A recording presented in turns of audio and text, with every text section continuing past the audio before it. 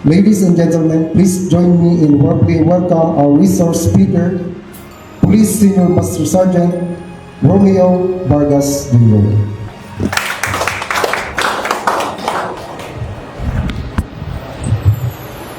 Thank you, Senior Master Sergeant Eric Tarian, for that very heartwarming introduction.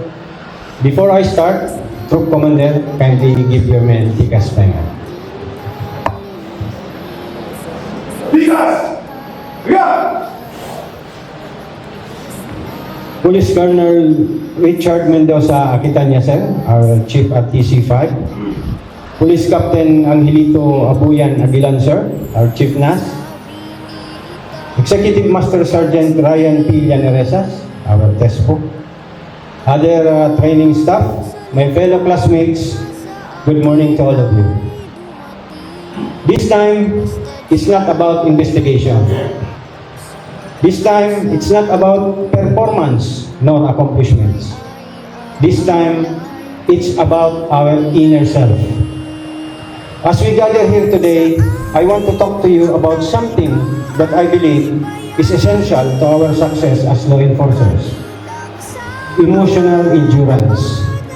It's the ability to withstand the challenges, the stress, and the pressure that come with our job.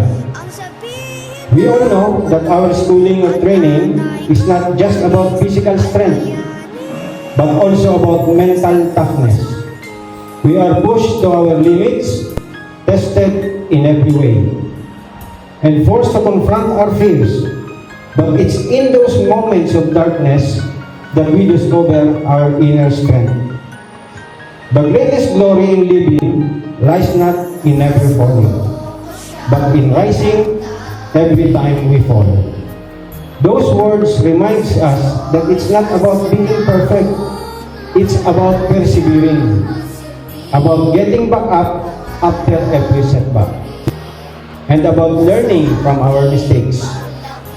As police officers, we face unique challenges that test our emotional endurance every day. We see the worst of humanity. We deal with traumatic situations. Yes, we deal with traumatic situations. And we often put our lives on the line to protect others. But despite these challenges, we remain committed to our duty, to our communities, and to each other. Before you walk out of your house this morning, you kissed your kids goodbye while they lay asleep. In that quiet moment, the longing in their eyes reminded you of the sacrifices our families make so we can serve and protect this nation. They worry about our safety. They miss us when we're away, and yet they support us through tough times. So I would like to take this opportunity to take a moment to acknowledge our families. Their love, support, and sacrifices do not go unnoticed. They are the backbone of our strength, the pillars of our courage, and the beacons of our hope. Without them, we would not be able to serve and protect our communities with the same level of dedication and passion. To our officers and staff of RTC5, my fellow classmates, I want to remind you that your family is your greatest source of strength. They are your rock, your safe haven, and your motivation.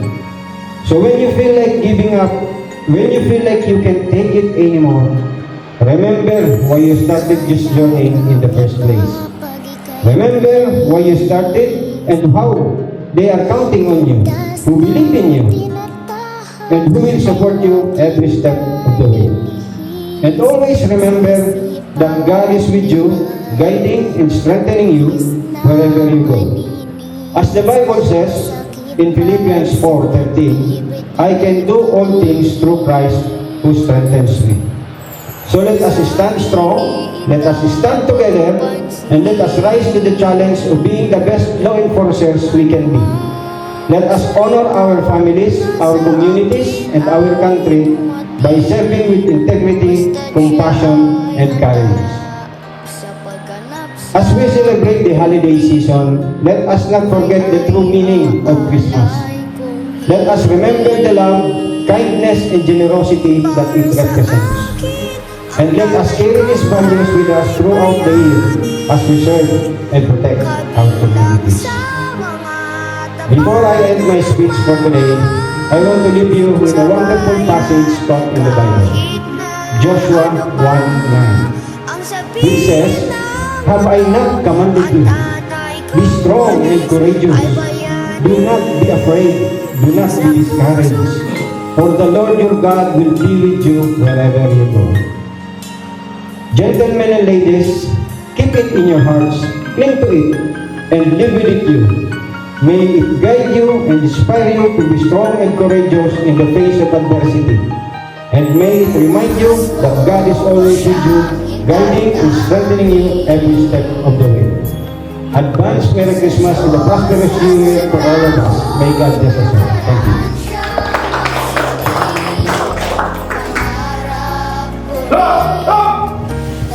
Thank you so much, sir, for your motivational message.